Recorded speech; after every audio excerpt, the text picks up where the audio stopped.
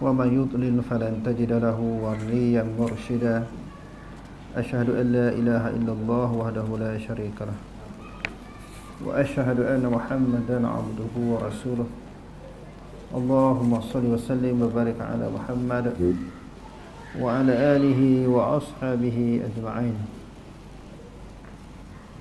اللهم رب اشرح لي صدري ويسر لي أمري واحلل عقدة من لساني يفقه قولي ولا حول ولا قوة إلا بالله العلي العظيم اللهم لا سهل إلا ما جعلته سهلا وأنت تجعل الحزن إن شئت سهلا ربي يسر ولا تعسر وأتمم بالخير أما بعد. Muka surat 67. Tidak boleh mengkafirkan orang yang beriman.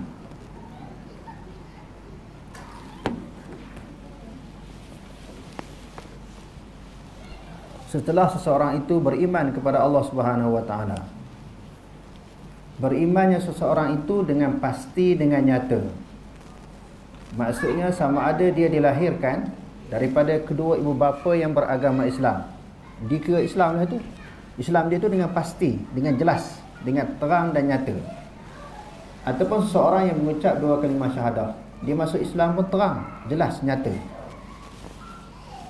Jadi nak mengkufurkan dia mestilah mempunyai bukti-bukti yang kukuh, yang nyata, terang juga, sebagaimana kita mengiktiraf, kita mengakui keislaman dia itu secara jelas. Tidak boleh mengkufurkan, mengkafirkan orang, mengeluarkan seseorang daripada daerah Islam dengan zon ataupun dengan sangkaan. Mesti dengan suatu kepastian. Jadi tidaklah, kalau kita berpegang kepada akidah Ahlussunnah wal Jamaah, tidak selalu mudah, terlalu cepat untuk mengkufurkan orang. Tidak boleh mengkafirkan orang beriman. Wala nukaffiru musliman bi dzambin minaz dzunub wa in kanat kabiratan idza lam yastahilluha.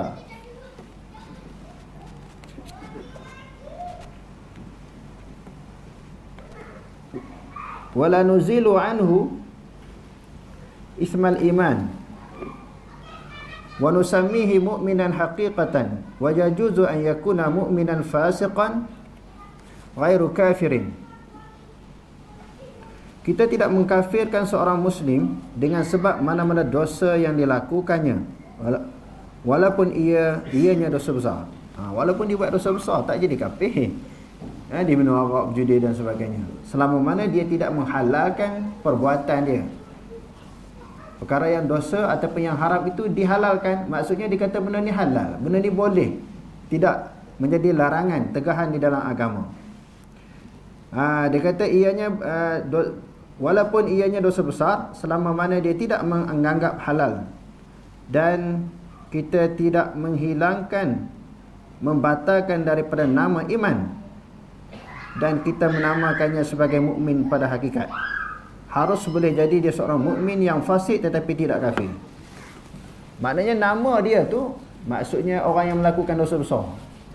Dia itu nama je, maknanya anggapan kepada seseorang yang melakukan dosa besar itu, dia masih dinamakan sebagai orang yang beriman. Dia masih lagi dinamakan sebagai seorang muslim walaupun dia fasik. Tidak boleh mengeluarkan dia daripada Islam. Huraian: sesiapa yang masuk Islam dan iman dalam keadaan yakin dan tasdik, maka dia tidak terkeluar darinya dengan semata-mata melakukan dosa. Tidak boleh dihukumkan kafir kecuali apabila ada sesuatu yang meyakinkan yang terbit daripadanya, seperti apabila dia menolak Islam ataupun mengingkari sebahagian daripada Islam. Hak dia tolak Islam, ingkar Islam, itu termasuk di dalam al-ma'lum minad-din bid-darurah ataupun ma'ulima minad-din bid-darurah, sesuatu yang menjadi pengetahuan umum pada agama, benda yang senang, mudah difahami.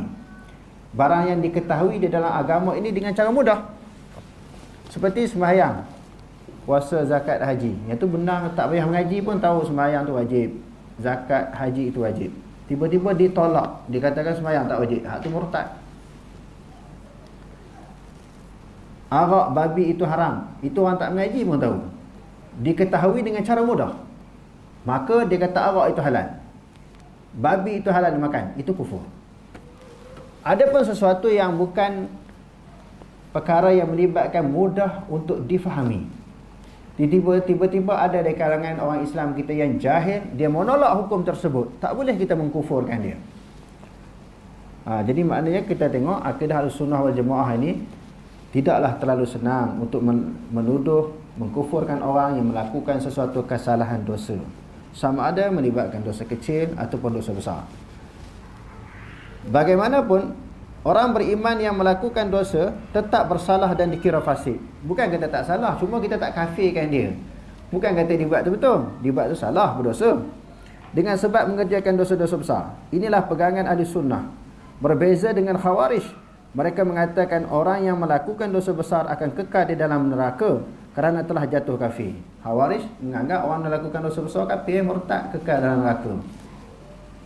Mu'tazilah pula mengatakan dia dinafikan nama iman darinya dan juga bukan kafir, tetapi berada di dua kedudukan.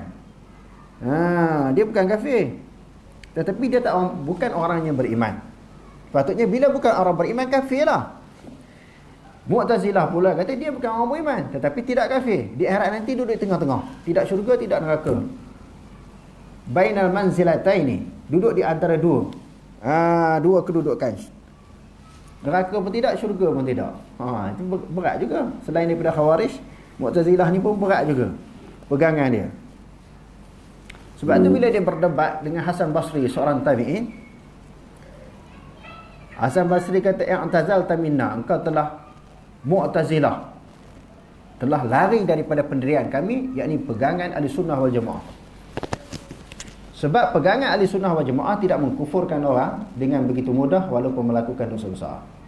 Dia dianggap beriman dan ada peluang masuk neraka, cuma tak termasuk di dalam dukhulul awwalin, tak masuk neraka syurga dalam peringkat pertama.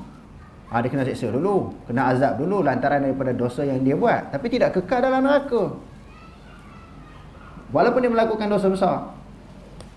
Di dalam hadis Nabi SAW, di antaranya hadis-hadis yang diriwayatkan oleh Imam Muslim di dalam Kitabul Iman, orang yang ada iman sebesar zarah sekalipun, dia tidak kekal di dalam neraka. Setelah diazab, diseksa daripada dosa yang dia lakukan, dia mempunyai peluang yang cerah untuk masuk ke dalam syurga.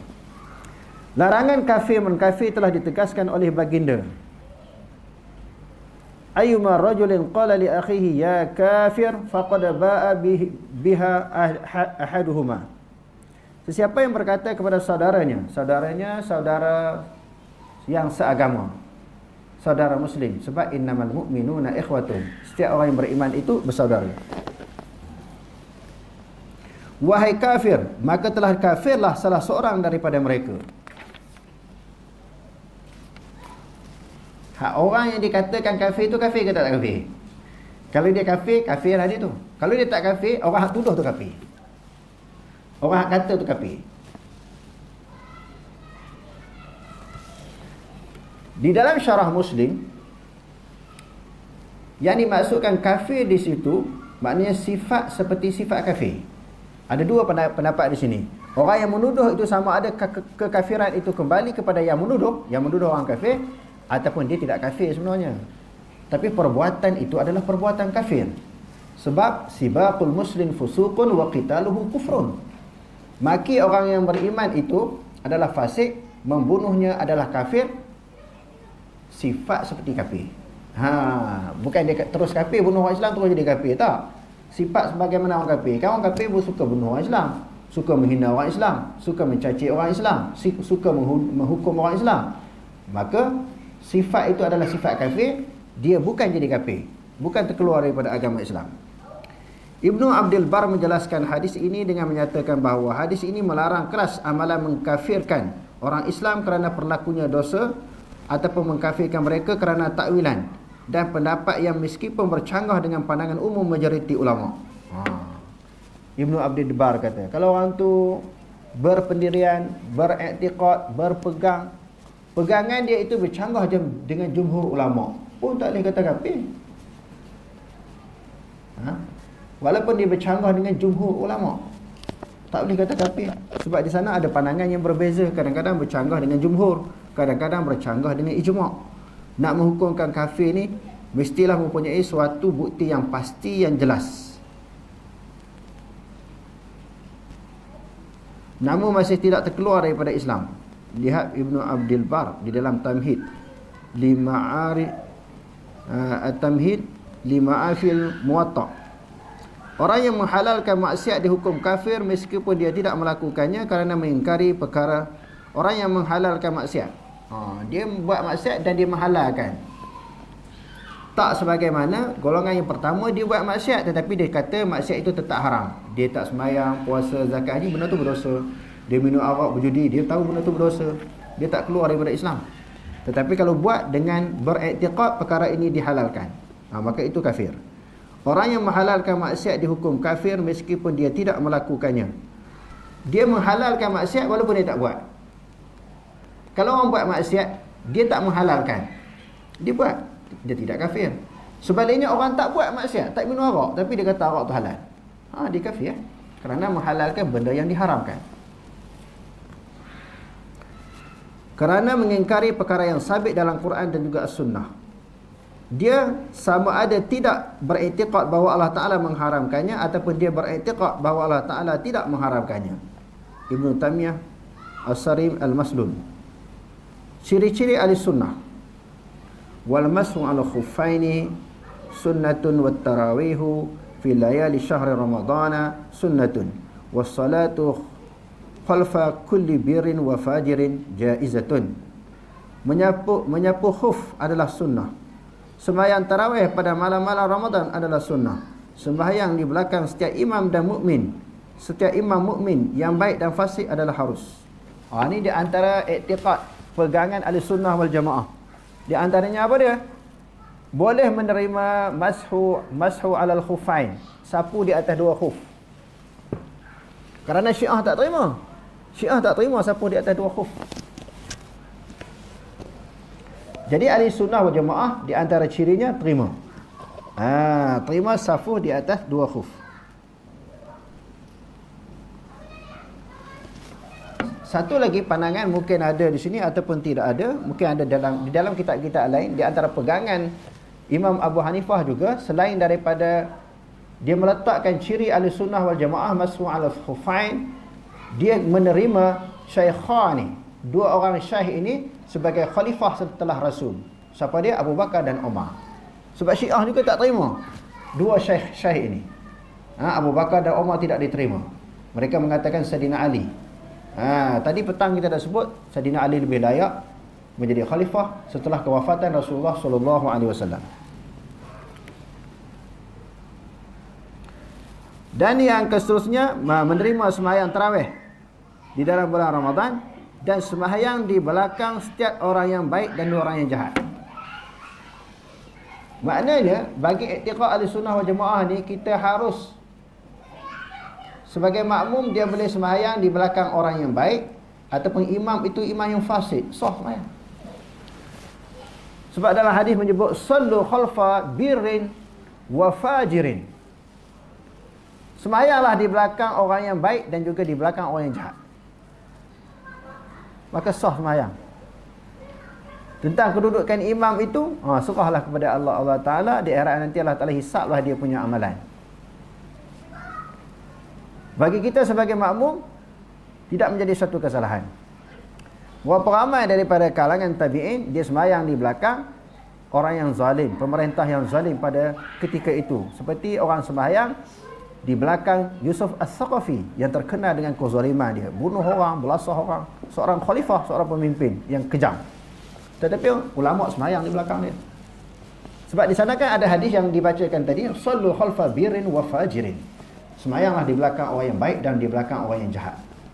Maksud di sini harus. Tetapi kalau ada orang yang beriman, orang yang baik, kenapa dahulukan orang yang jahat? Dia nak kita kata harus sahaja, bukan mesti kena buat macam tu. Di antara orang yang baik-baik ramai, orang hafiz ramai, orang yang kuat berpegang teguh dengan agama ramai, tiba pilih orang minum arak jadi imam. Sesuai kan? Orang kaki judi jadi imam. Tak sesuai. Tak betul. Cuma pada masa tu pemimpin, sebab bila dia pemimpin dia automatik khalifah ini maknanya pemimpin. Bila khalifah automatik dia jadi imam. Jadi orang terpaksa kena ikut dia. Kalau tidak dia akan memberi tekanan, dia membunuh, menyeksa rakyat yang lawan dia. Lalu dibenarkan ikut sembahyang orang yang di belakang orang yang jahat. Dia jahat tu dia dengan Allah Ta'ala. Dia bunuh arak kan, berjudi kan, dia punya pasal lah. Dia dengan Allah. Tak ada kaitan dengan makmum. Itu kedudukan hukum dia. Tapi kalau nak pilih orang minum arak jadi itu imam, tak sesuai lah. Tak betul. Banyak lagi orang yang beriman pilih orang minum arak, kaki judi jadi imam. Itu tak betul. Jadi kalau sembahyang di belakang mereka, hukum dia sah. Huraian. Ahli sunnah beriktikad bahawa amalan merupakan juzuk yang penting dalam iman. Sesuatu amalan itu menjadi syiar ataupun petanda bahawa seorang itu berpegang dengan akidah yang benar atau sesat. Menyapu khuf. Mula Alil Qari berkata, menyapu khuf itu selama sehari semalam untuk orang yang bermukim dan 3 hari 3 malam bagi orang yang musafir adalah sunnah. Yakni sabit berdasarkan as-sunnah yang hampir mutawatir dan tidak jauh untuk dikatakan hukum ini diambil daripada ayat Quran. Juga kerana firman Allah Ta'ala wa arjulakum ilal ka'bain, dibacakan dengan menasabkan baris atas pada huruf lam. Wa arjulakum, kita baca dengan nasab. Mengikut qiraat 7 yang lebih zahir menunjukkan membasuh kaki. Manakala dibaca dengan jar, dibaca dengan jar baris bawah pada huruf lam, lebih zahir menunjukkan menyapu kaki. Dan juga kedua menyapu kaki, dan dua-dua ini saling bercanggah dan mengikut hukumnya. Ini adalah mubham, tidak jelas. Lalu diterangkan oleh perbuatan Rasulullah SAW sendiri, di mana baginda menyapu kaki ketika memakai khuf dan membasuhnya ketika tidak memakai khuf. Syarah Fiqhul Akbar halaman 75. Jadi di sudut qiraatnya ulama berbeza pendapat. Wa arjulakum ataupun wa arjulikum. Ya ayyuhalladzina amanu idza qumtum ila sholati faghsilu wujuhakum wa aydiyakum ilal marafiq wamsahu bi ru'usikum wa arjulakum ilal ka'bain. Jadi kalau baca arjula, rijlun, rijlani, arjula. Dia ataf daripada aidiakum. Kalau tangan ni kita ambil semayang, sapu ke basuh? Kita basuh kan? Bukan pakai sapu je, kita basuh. Basuh ni meratakan air. Kalau sapu tak semestinya meratakan air. Macam kepala, sapu. Wamsahu biru'usikum, maknanya sapu je. Walaupun kulit kepala tak tersentuh dengan air, sah kerana sapu. Tapi kalau basuh mesti basah. Kalau basuh mesti basah. Maknanya kepala kita lalu je ambil semayang, kulit kepala tak mesti basah. Jadi arjulakum ni ataf daripada mana? Ataf ni maknanya ikut daripada mana? Kalau baca bayi atas, dia ataf daripada tangan. Kalau tangan basuh, kaki pun basuh. Dia boleh juga baca wa arjulikum, baca bahagian bawah, ataf daripada ru'usikum. Kalau kepala sapu, kaki pun sapu. Tak payah basuh kaki. Sampai time ambil semayang, sampai dekat kaki, sapu je. Tak payah basuh. Sebab ataf daripada ru'usikum. Kedua-dua ataf itu sah. Nak ataf daripada aidiakum boleh, daripada ru'usikum pun boleh. Macam mana? Dan ada qiraat yang baca wa arjulikum. Di antaranya pegangan sebahagian daripada sahabat. Jadi Syiah bila ambil kaki, bila dia basuh kaki, dia bila ambil semayang sampai time basuh kaki, dia tak basuh, dia pakai sapu je. Bawah tak payah sapu ke atas je. Sebab dia kata ataf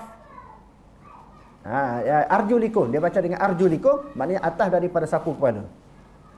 Maknanya kalau kepala sapu, kaki pun sapu, tak perlu basuh. Macam mana kita nak jawab? Qiraat dua-dua boleh. Arjulakum boleh, arjulikum pun boleh. Macam mana kita nak jawab dengan pokok Syiah ni? Daripada kalangan sahabat pun ada yang baca arjulakum, arjulikum. Bagaimana nak selesai? Di sudut qiraat, di sudut nahwu saraf, di sudut nahwu ataf ni dua-dua boleh. Kita nak jawab macam mana dengan buat Syiah? Contohnya dalam ni ada Syiah lah. Macam mana kita nak jawab? Syekh Syiah ke Sunni? Syiah pun dia pakai Quran tak? Hadis pun dia pakai. Tapi dia faham cara sendiri. Jawapannya enteng sahaja. Senang je. Sebab hadis merupakan tafsiran kepada Quran. Quran ni matan, hadis itu syarah. Dia tak padan dengan di sudut nahwu, saraf dengan ilmu alat. Kita tengok bagaimana penyelesaian daripada Nabi. Nabi buat macam mana? Ketika Nabi mengambil air sembahyang, sampai dekat kaki, dia sapu ke dia basuh? Itu muktamad keputusan yang dibuat oleh Nabi. Nabi buat macam mana? Ambil air sembahyang, Nabi basuh. Kalau sapu di atas dua khuf, baru dia sapu. Dalam bab masung alal khufain. Kalau ketika berwuduk, masung atas alal khufain, sapu di atas dua khuf, sampai kat kaki baru dia sapu. Tetapi kalau ketika ambil sembahyang, dia basuh kaki. Itu yang pertama jawapannya. Tengok apa yang telah diputuskan oleh Nabi. Yang kedua, Nabi SAW bersabda, di antaranya hadis yang diriwayatkan oleh Imam Bukhari, wailul lil aqabi minan nar. Celakalah orang yang tidak membasuhkan tumit-tumit kaki mereka ketika mengambil sembahyang. Celakalah orang-orang yang tak menggunakan air pada tumit kaki. Pada suatu musafir, suatu perjalanan para sahabat dengan Rasulullah SAW, bila Rasulullah nak sembahyang, para sahabat ni kelang kabut ambil sembahyang, takut tak sempat nak takbir bersama dengan Rasulullah, ambil sembahyang cepat-cepat. Ambil sembahyang cincang-cincang lebih kurangnya. Rasulullah nampak daripada jauh, kaki mereka tak disentuh dengan air, nak cepat. Rasulullah kata, celakalah orang yang ambil sembahyang yang mana kaki dia tidak disentuh dengan air. Kalau basuh pun tidak dengan cermat dan rapi, berkemungkinan tak disentuh oleh air tumit kakinya kerana anggota wuduk sampai buku lali. Apatah lagi kalau sapu, confirm tumit tak kena air. Maknanya isu apa ni? Macam mana nak jawab ni dengan golongan yang kata padan pakai sapu? Tak boleh, sebab Nabi kita celaka. Orang yang tidak meratakan kaki dia, membasahi kaki dia dengan air. Kalau basuh pun tak teliti, tak cermat, berkemungkinan tak tersentuh dengan air. Bagaimana kalau sapu? Lagi tak rata. Jadi sebab tu kena mengaji hadis. Kalau Quran sahaja, maknanya tak cukup, tak lengkap. Sebab hadis merupakan syarah, tafsiran, huraian kepada matan Al-Quran itu sendiri.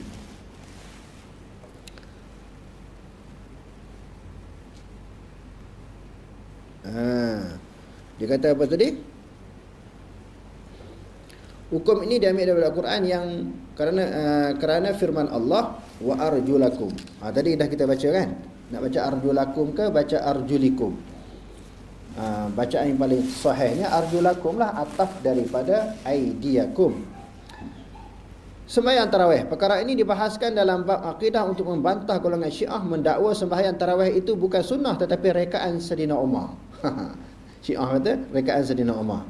Sedangkan pada hakikatnya beliau menghidupkan kembali sunnah kerana Rasulullah SAW pernah sembahyang selama 3 malam Ramadan di masjid bersama sahabat. Kemudian baginda meninggalkannya kerana bimbang difardukan ke atas umat. Bukan dimulakan oleh Sayyidina Umar, oleh Rasulullah lagi. Cuma adalah riwayat, walaupun sebahagian kecil ulama mempertikaikan riwayat ini. Masyhurnya kalau kita baca di dalam kitab Muwatta Imam Malik dan juga Sunan Kubra Imam Baihaqi, di dalam Musannaf Ibnu Abi Syaibah, zaman Sayyidina Umar ni dia buat 20. Bukan kata sembahyang tarawih tak ada zaman Rasulullah lalu diwujudkan oleh Sayyidina Umar. Tak, ditambah di sudut bilangan rakaat je. Tarawih itu dah wujud di zaman Rasulullah. Yang disebut dalam riwayatnya Rasulullah buat 8, 3 rakaat witir jadi 11. Sayyidina Umar buat 20, tambah rakaat je. Bukan kata mewujudkan suatu ibadah baru. Sebab itu Sayyidina Umar sebut ni'matul bid'ah hazihi. Sebaik-baik bid'ah benda ni Itu bid'ah lugawi, bukan mencipta suatu amalan baru. Sebab amalan telah wujud di zaman Nabi. Okey, kalau Sayyidina Rasulullah buat, ini satu lagi soalan tolong. Rasulullah tak buat, Sayyidina Umar buat. Sayyidina Umar buat perkara bid'ah. Rasulullah tak buat 20, tiba-tiba Sayyidina Umar buat 20. Tengok Sayyidina Umar pun buat perkara bid'ah. Inilah yang dikatakan bid'ah hasanah. Dia faham tolong kot tu. Dia faham dengan pahaman yang tolong. Tak mengerti hadis. Dalam hadis yang diriwayatkan oleh Imam Tirmidzi, "Alaikum bisunnati wa sunnati khulafa'ir rasyidin al-mahdiyyin, 'addu 'alaiha bin nawajis." Hendaklah kamu mengikut sunnahku dan sunnah khulafa'ir rasyidin. Sunnahku, selain daripada sunnahku, sunnah khulafa'ir rasyidin. Siapa khulafa'ir rasyidin? Abu Bakar, Umar, Uthman dan Ali. Maka Sayyidina Umar sebahagian daripada khulafa'ir rasyidin. Ya Rasulullah kata, ikut mereka. Peganglah sunnah mereka, gigitlah sunnah mereka dengan gigi gerham kau. Bukan bid'ah, ada sebab sahabat buat. Yang kata bid'ah ini Rasulullah tak buat, sahabat pun tak buat. Itu bid'ah. Itu barulah dianggap sebagai bid'ah. Okey, itu tentang sembahyang tarawih.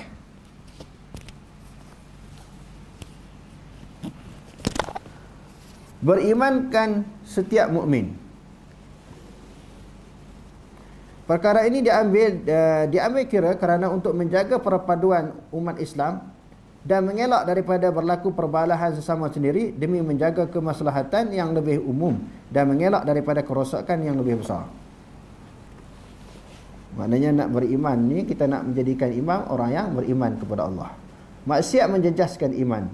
Wala naqulu innal mu'mina la tadurruhu adh-dhunubu.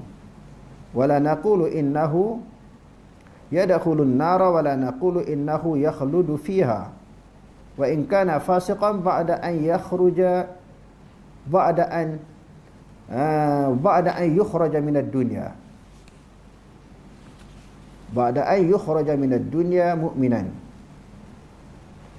Kita tidak mengatakan orang mukmin itu tidak terjejas dengan sebab dosa-dosanya. Maknanya kalau dia buat dosa, iman dia terjejas, iman dia akan jadi kurang. Sebab al-iman yazid wa yanqus. Iman itu bertambah dan berkurang. Bertambah ketika melakukan ibadat, meningkatkan amalan.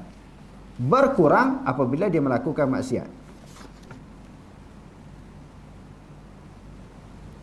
Kita juga tidak mengatakan dia tidak akan masuk ke dalam neraka. Orang beriman boleh masuk neraka kalau dia buat maksiat. Dia tinggal perintah Allah. Dan juga tidak mengatakan dia akan kekal di dalamnya. Kita tak mengatakan walaupun dia masuk neraka kekal. Yang kekal ini khalidina fiha abada, iaitu orang kafir. Orang beriman dia ada ruang untuk dia keluar. Walaupun dia seorang yang fasik, tetapi dia masih beriman semasa meninggal dunia. Huraian, Murji'ah mengatakan iman tidak terjejas dengan sebab maksiat. Itu golongan Murji'ah yang terkeluar daripada Ahlus Sunnah wal Jamaah. Mereka berpegang dengan zahir hadis ataupun sebahagian hadis tentang kelebihan orang yang mengucap la ilaha illallah akan masuk syurga. Dalam hadis kan man qala la ilaha illallah dakhala al-jannah. Jadi orang yang menyebut la ilaha illallah masuk syurga, jadi dia buat maksiat macam mana pun tak terjejah iman dia. Iman dia tak rosak. Itu pergangan Murji'ah. Ahli Sunnah mengatakan dosa dan maksiat yang dilakukan memberi kesan kepada iman. Dan di akhirat perlu dibersihkan terlebih dahulu dalam api neraka. Kena belasah dulu, kena seksa dulu dalam api neraka, barulah dia bersih daripada dosa. Jika dia meninggalkan dunia sebelum sempat bertaubat, kalau dia tak sempat bertaubat, dia masuk neraka. Orang beriman ni tadi. Ibnu Ubaid Al-Qasim bin Salman menulis kitab Al-Iman khusus untuk menolak tafsiran Murji'ah yang menyeleweng. Berbeza dengan Mu'tazilah kerana mereka secara putus mengatakan kekal orang yang fasik di dalam azab jahanam seperti orang kafir. Maknanya kalau orang Mu'tazilah pula, orang yang buat dosa besar ni kekal dalam neraka. Sepatutnya yang kekal dalam neraka pegangan Ahli Sunnah wal Jamaah adalah orang yang kufur, orang yang murtad, orang yang kafir. Wallahu a'lam. Aqulu qawli hadza wastaghfirullah al-'azim li wa lakum. Wassalamu alaikum warahmatullahi